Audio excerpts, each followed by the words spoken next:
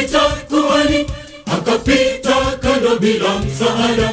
Tena akapita yule Mlawi, naye akapita kando. Kwanza akapita kuhani, akapita kando bila msaada. Tena akapita yule Mlawi, naye akapita kando.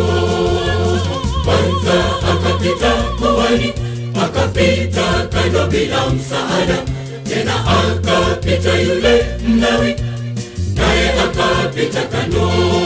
Akapita Samaria, akamwonea huruma, akamfunga majeraha yake, akampeleka kwake.